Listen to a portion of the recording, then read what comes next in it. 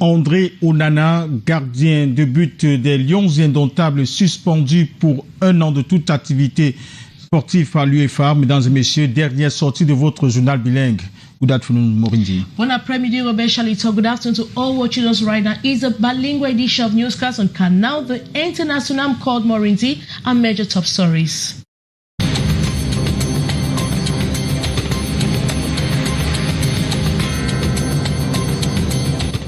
Some elements of the military are feared injured following 2 explosives within 15 minutes at the Aziri New Church Junction.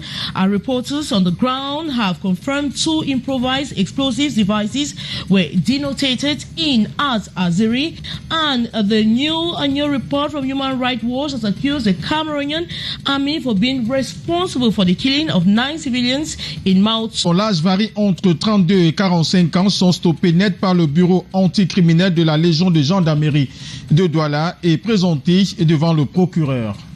And after spending 2 years behind bars, the first vice president of the Cameroonians movement party, Mamadou Mouta, has finally regained his freedom. He was released early Friday morning after spending close to 18 months in detention. Those were major stories. The details right ahead.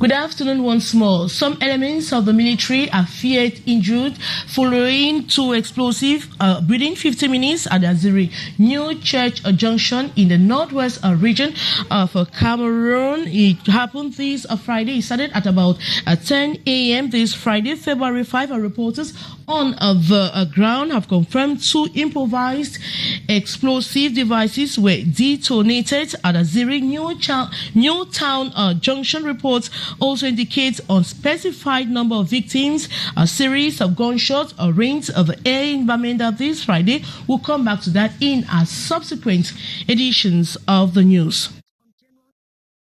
A new report from Human Rights Watch has again incriminated the Cameroonian military for killings in Amalsu, a small village in the outskirts of Moyoka in the southwest region of Cameroon. The Cameroonian army spokesperson Ella rejected soldiers were responsible for the killings, but Human Rights Watch has qualified them as lies. The details, Regina Leketandak.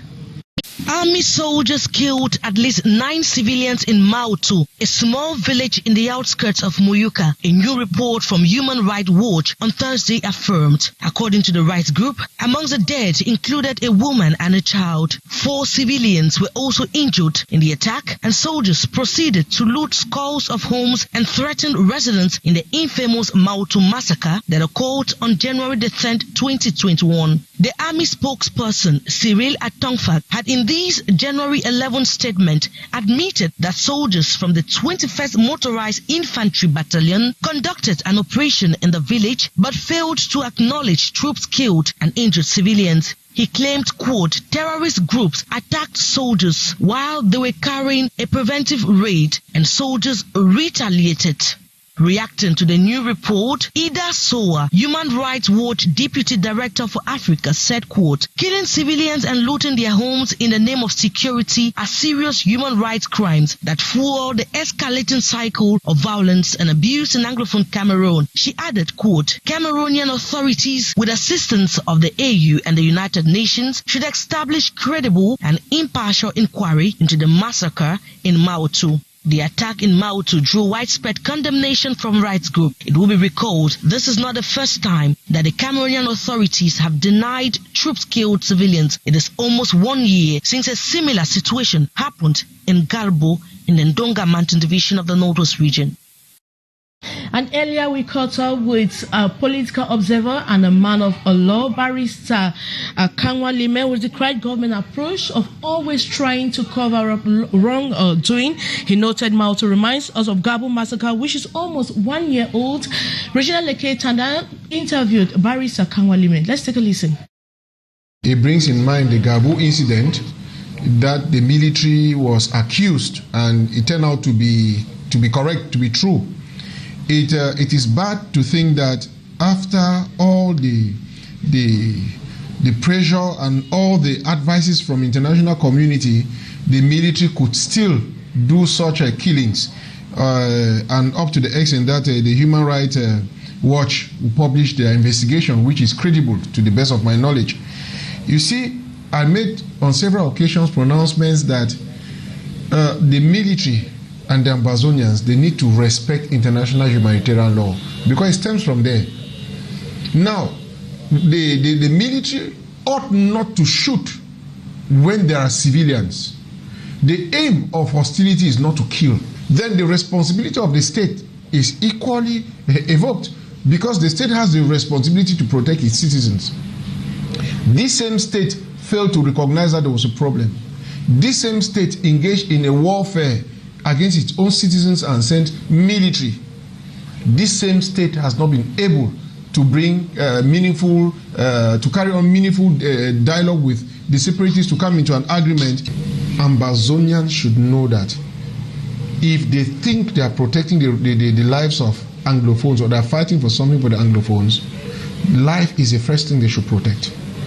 And therefore, Ambazonians should not mix with civilians to attack the military. That is the very first, that's the bottom line. Ambazonians should stop doing it. Now, the government, the militia equally, should know that the essence of war is not to kill your opponent, is to capture your opponent. And therefore, even when you shoot, don't shoot in a way that the person will die. And Doctors Without Borders has condemned in very strong terms an attack on one of its ambulances by unidentified armed men around Balanki, southwest region of Cameroon. The ambulance was fired while responding to a call in the earlier hours of February 2021. The ambulance was hit and the accompanying nurse was injured in the attack. Following this attack, a second ambulance was dispatched to pick up the patient, who is in a critical condition and now receiving medical attention. Doctors Without Borders has once more reiterated its neutral and impartial medical humanitarian assistance to vulnerable populations in the northwest and southwest regions caught up in armed conflict. 1 year after the Gabo massacre in Dongamantu in the northwest region of Cameroon, the government has sent assistance package to survivors and other dispatched persons of the incident. The government delegation has joined others in Mautu, in Tombo village, in praying for the reports of the souls of the departed of the Gabo incident. The details in the following story. These are some of the 4 mass graves in which victims of the Gabo massacre were buried close to 1 year ago. In a solemn anniversary on Wednesday, February 3, Northwest Regional Administrative and military officials paid a visit to the small village in Du subdivision, where about 20 villages were burned as government troops waged a war against separatist fighters. Et dans la tombe numéro 4, la dernière, la tombe de 3, Famimba. Apart from the soldiers who are here to build the graves, this lone bike rider and these children are the only civilian sign of life our reporters met in Gabo 3 village. Very strong, because their farms, they will live on farm work, and now they don't work again. They don't have food to eat. Things like drugs for children, they are not. And here, the hospital is too far from here. And as the incident happened, they burned all the bikes that were in the village. So when someone is sick now, to take him to the hospital, it's too hard. So even, it's only me now that I'm managing here with 1 bike. Dropped in Gabo 3 by military helicopter, the officials later covered about 3 kilometers on foot before boarding vehicles at Gabo 2 to travel to Tumbo village to meet displaced survivors and relatives of the Gabo massacre. After spending close to 2 years behind bars, the first vice president of the Cameroon Renaissance Movement Party, Mamadou Mota, has finally regained his freedom. He regained his freedom this Friday morning after spending close to 18 months in detention. The details to Beatrice Ngamo. The joy immense, not only for the CRM party chair Maurice Kamto, but also to the College of Defense Lawyers and militants of the Cameroon Renaissance Movement Party. This following the release of the first vice president of the party, Mamadou Mota, after about 18 months in detention. He is here and we are rejoicing. Shout out Maurice Kamto.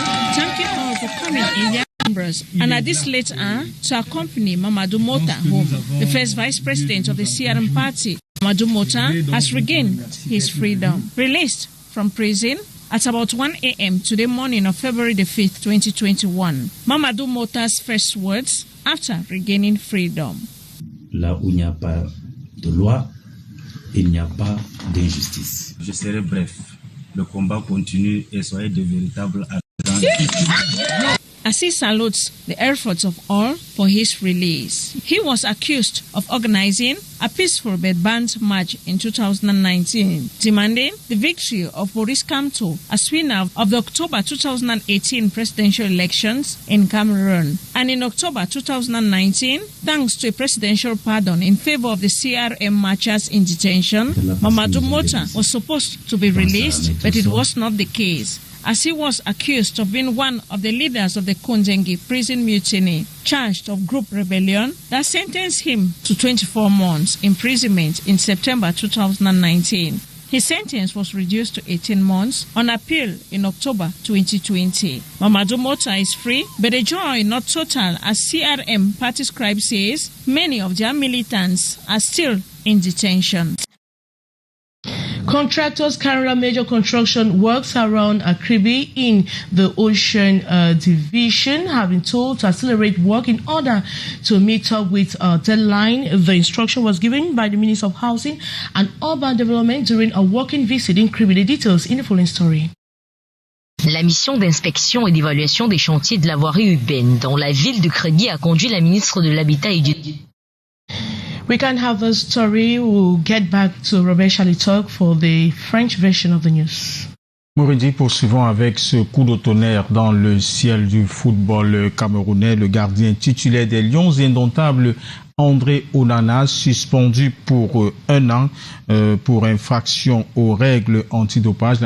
La suspension est de l'UEFA, la commission disciplinaire de l'association européenne de football, l'UEFA, après un contrôle hors compétition le 30 octobre de l'année dernière, a constaté une substance, la furosémide, a été retrouvée dans les urines du gardien titulaire camerounais. La suspension a un effet immédiat et s'applique à toutes les activités de football national et international. Nous y reviendrons dans nos prochaines éditions. Parlons maintenant de ces 7 présumés braqueurs qui ont été interpellés et présentés hier à la presse à Douala. Ils sont accusés de vol à main armée, de fausse identité, de port d'armes illégales en coaction. Ces hommes, dont l'âge varie entre 32 et 45 ans, ont été stoppés net par le bureau de recherche anticriminelle de la Légion de gendarmerie du littoral. Le compte rendu est signé Junior Hussein et Stéphane Binac. Ils sont tous suspectés de vol avec port d'armes à feu, fausse identité, détention et port illégaux d'armes et munitions de guerre en coaction. Parmi ces 7 présumés braqueurs, présentés ce jour à la presse à Douala, le nommé Acho Achidi, un sous-officier de l'armée qui a vendu un fusil à pompe au nommé Nana Vincent alias Oxygène, un repris de justice multirécidiviste. Les nommés Wansi Gilles et Nana Vincent alias Oxygène sont interpellés au lieu d'une conson par la gendarmerie du Mongo Nord et les 5 autres arrêtés au quartier Bédi à Douala. Ces 7 hommes avaient en leur possession des fils d'étranglement, un pistolet automatique, un fusil à pompe de 12 coups, 23 cartouches, 30 munitions, 2 couteaux double tranchant, une cagoule, 3 armes de fabrication artisanale et des gris-gris. Et selon le bureau de lutte contre la grande criminalité que dirige le colonel commandant la Légion de gendarmerie du littoral, il a été constaté, après investigation, que ce gang avait planifié plusieurs braquages dans la ville de Douala et ses environs. Le dernier en date remonte le 24 décembre 2020, où dans la ville de Bafan, ce gang, à l'aide d'armes à feu, a dépossédé une famille d'une importante somme d'argent, des bijoux de valeur et d'autres effets dans leur domicile. Parlons maintenant politique. Le premier vice-président du mouvement pour la renaissance du Cameroun, le MRC, Mamadou Bota, est libre depuis 1h du matin. Après 18 mois passés derrière les barreaux, le numéro 2 du mouvement pour la renaissance du Cameroun a retrouvé sa liberté. Le digne fils de l'extrême nord du Cameroun s'est rendu au bureau du collectif des avocats constitué pour la défense des militants du MRC avant de se rendre au domicile du président national Maurice Kamto où l'attendaient militants et sympathisants. Le temps d'une prise de parole, Mamadou Bota fait savoir à ses camarades du parti que le combat continue. Nous reviendrons sur cette information dans notre prochaine édition.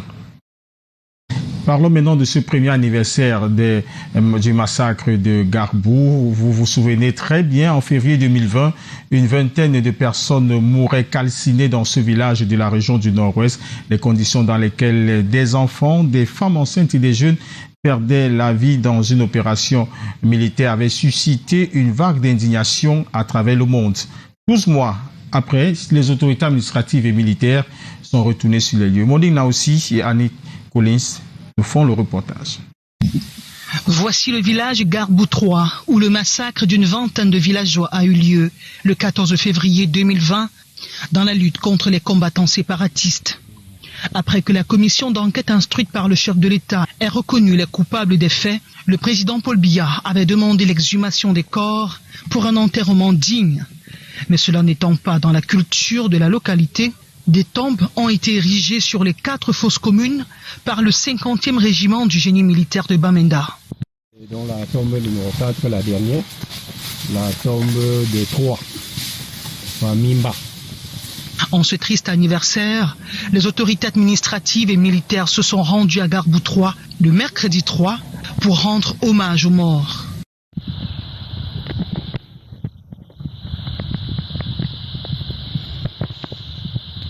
En dehors des forces de défense, ce conducteur de moto et 4 jeunes garçons sont les seuls civils qui représentent des vies humaines dans ce village. Avant, quand la vie était normale, on partait à Bamenda avec, même à Yaoundé. Et maintenant, les gens ne travaillent pas parce que tout va travailler, on ne va pas acheter.